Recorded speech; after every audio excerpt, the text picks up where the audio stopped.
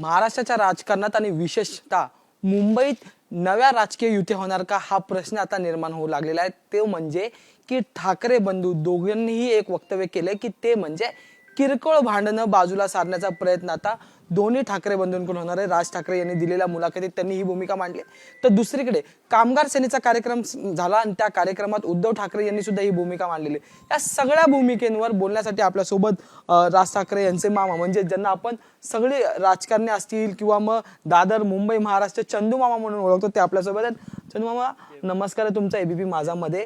सगळ्यात महत्त्वाचा प्रश्न आहे की तुम्ही दोन्ही जणांचं वक्तव्य ऐकलेलं आहे का? बरोबर, हो दोघांचे मी आता याच्यावर ऐकलं, टी व्हीवर ऐकलं, तर मी प्रत्यक्ष नव्हतो, मी गेलो होतो डेंटिस्टकडे, पण त्याच्यानंतर तुमच्यासारख्यांचे बरेच फोन आले आणि एक आनंदाची बातमी मला मिळाली। याविषयी मी खूप समाधानी आहे। सतत तुम्ही आशावाद दाखवत असतात की राज आणि उद्धव एकत्र येणार, आम्हीही अनेक शिवसैनिकांशी मनसैनिकांशी चर्चा करतो, एकत्र येणार का? सगळ्यांच्या मनात कुतूहल आहे, इच्छा आहेत की एकत्र यायला हवेत, पण होत का नाही?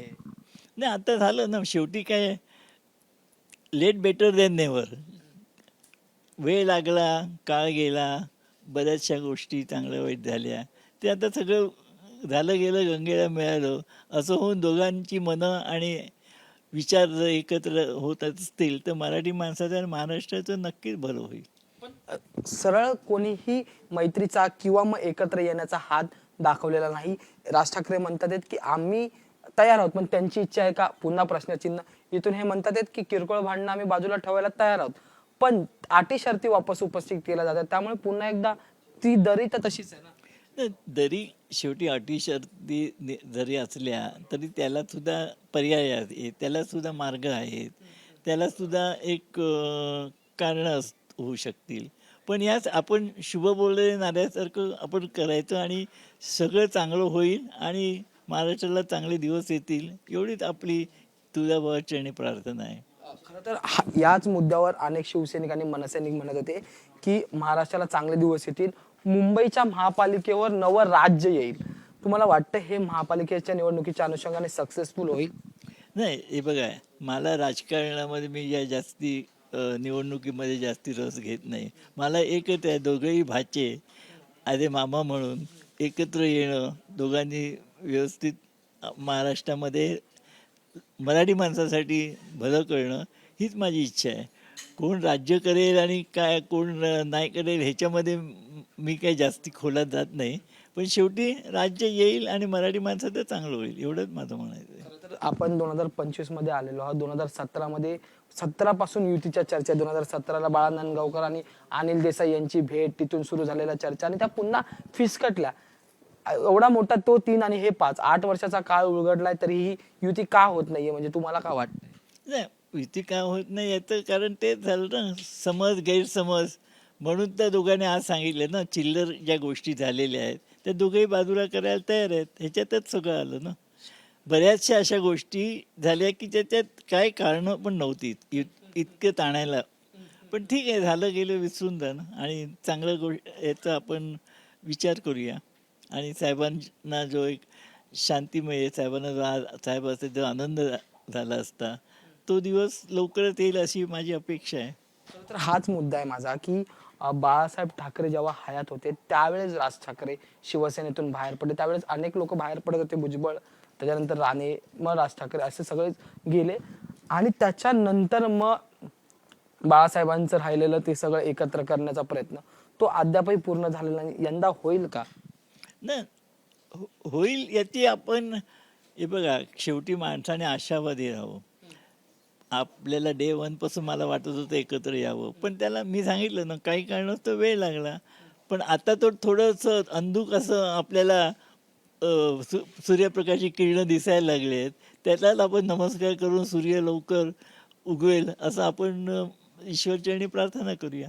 ह्या चर्चांमध्ये कुटुंबात आता नेमकं वातावरण कसं आहे? कुटुंबात आनंदाचं वातावरण झालंय का? कारण तुमच्या चेहऱ्यावर एक वेगळा एकंदरीत आनंद आम्हाला पाहायला मिळतो। आनंद तर मला जसं कुठच्याही वडिलांना किंवा कुठच्याही मामाला 2 भाचे भांडतायत हे बघवत नाही ना, आणि जेव्हा ते एकत्र येतात त्यावेळी आनंद दिसणारच ना।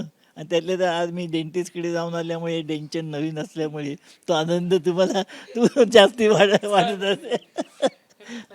पण आम्ही जर पाहिलं तर अनेक लग्न सोहळे किंवा घरातले जे कार्यक्रम होतात, सांस्कृतिक कार्यक्रम असो किंवा पारंपरिक किंवा मग लग्न सोहळे, त्यावेळेस राज ठाकरे, उद्धव ठाकरे, रश्मिला ठाकरे, सगळे ठाकरे कुटुंब आम्हाला एकत्र भेटतं, हसी मजाक होते. तेव्हा पण पुन्हा ह्या चर्चा होतात, पण तेव्हा सरळ सरळ शब्द आलेले नसतात. यंदा शब्द आलेले, त्यामुळे किती जास्त आत्मविश्वास आहे. नाही, आत्मविश्वास नक्की आहे ना. सगळ्याच गोष्टी शब्दांनी सांगायच्या नसतात, काही मनात असतं. जे भावना ज्या असतात त्या प्रत्येक वेळेस दाखवायच्या नसतात. बॉडी लँग्वेजमध्येच आपल्याला कळतं, म्हणजे लोकांना कळतं. हे तुमच्यासारख्या लोकांना तर जास्ती कळत असते. तर या सगळ्या गोष्टी झालेल्या आहेत आणि आपण नेहमी चांगल्याचा विचार करावा असं मला खरं तर आपण जिथं बसतो त्याच्या मागे मोठंसं पुस्तकांचं कबाड आहे. एक नवं पुस्तक येते आम्हाला कळलंय. या नव्या खरं तर महाराष्ट्राच्या राजकारणात प्रत्येक वेळी पुस्तकांनी बॉम्ब फोडलेले आहेत. या नव्या पुस्तकात कुठले नवे बॉम्ब असणार? नवे बॉम्ब वगैरे काय नसतं. पुस्तकामध्ये एक इतिहास असते. मी, साहेब, मीनाताई, श्रीकांत, कुंदाताई आणि आमचे सगळे जे कुटुंब, मी लहानपणापासून जे पाहिलं, साहेबांनी किती प्रेम केलं आणि साहेब किती प्रेमळ होते, याचं जे प्रत्यक्ष जे आहे ते त्याचं सगळं वर्णन मी करणार आहे. बॉम्बचा प्रश्न येतच नाही आहे. या फुलभाज्या असतील आणि त्यात आनंद लोकांनी घ्यावा. त्या फुलभाज्यांमध्ये पण वेगवेगळे आनंद आणि वेगवेगळे रंग असतील असं? नाही नाही, रंगाचे ते तुम्ही पाहाल त्याच्यावर आहे ना. तुम्ही जसा चष्मा लावाल तसे दिसतील ना. अजून वेळ आहे, अजून लिहायला घेतलं नाही. नाही, पण या पुस्तकाला शिवसेना आणि मनसेची काय बोलतात आपण, रेशमाची दोरी असेल असं होऊ शकतं का? आठवणीच्या उजळ्यामध्ये सगळंच असतं ना. आठवणी ज्या असतात त्या आठवणी असतात ना. मग त्याच्यात काय आपण असं फरक करत नाही ना. आणि मला जे खरं सांगायचं म्हणजे साहेबांचं किती साहेब मोठे होते ह्याची प्रत्यक्ष एक म्हणजे आज माझं जे संसार चालला आहे किंवा माझं लग्न झालं त्याला मेन म्हणजे साहेबच मी त्यांना धन्यवाद देतो की त्यावेळेस हटाव लुंगीची चळवळ चालू होती. त्यावेळेस मी साऊथ इंडियन मुलीशी लग्न केलं आणि साहेब फक्त एकच हे होती व्यक्ती की त्याने मला सपोर्ट केला. ते बोलले तू ठरवले ना, कोणालाही न विचार साहेबांनी मला परमिशन दिली. असं नाही मी या नेत्याला विचारतो त्या लोक काय म्हणतात. म्हणजे साहेबांचं जेवढं मन मोठं होतं हे त्यात पुस्तकात मी सगळं वर्णन करीन. हा अगदी शेवटचे 2 प्रश्न. त्यातला पहिला प्रश्न की तुम्ही अगदी शिवसेना जवळून पाहिलेले, तुम्ही बाळासाहेबांना जवळून पाहिलेले, संपूर्ण ठाकरे कुटुंब जवळ पाहिलेलं. पहिला राज ठाकरे वेगळे झाले हा एक धक्का, आता शिवसेनेचे 2 गट झालेत. या सगळ्या घडामोडींकडे कुटुंब म्हणून तुम्ही कसे पाहता? धक्काच असतो. शेवटी भूकंपाला होतं तेव्हा कोण आनंदी होत नसतो ना. भूकंपामध्ये सगळे हादरून जातात. तसे हे सगळे सहन केले ना, दुसरं काय करणार. शेवटी आपल्या हातात जे आहे ते आपण करावं. भूकंप जेव्हा होतो तेव्हा सांगून होत नसतो तो अचानक होतो ना. पण आजच्या ज्या चर्चा आहेत त्याच्याने ह्या भूकंपातून सावरण्याची नवी उमेद पाहायला मिळते. नक्कीच ना, उमेद आहे ना. माणसानं उमेद आणि आशावादी राहावं ना नेहमी. नक्कीच चांगले दिवस येतील. चंदूमामाचे आशीर्वाद कसे असतील? चांगले आहेत. आमचे आशीर्वाद किंवा देवाचे आशीर्वाद, माचे, आमच्या आईचे, साहेबांचे, ह्या सगळ्यांच्या आशीर्वादाने आणि मराठी माणसाचे ह्या सगळ्यांच्या आशीर्वादाने सुवर्ण काल येईल असं मला वाटतं. धन्यवाद आमच्याशी बोलण्यासाठी. होते चंदूमामा, त्यांनी आपल्याशी सविस्तर संवाद साधलेला. व्हिडिओ जर्नलिस्ट सचिन शिंदेसह मी अजय माने, एबीपी माझा, मुंबई. एबीपी माझा, उघडा डोळे बघा नीट.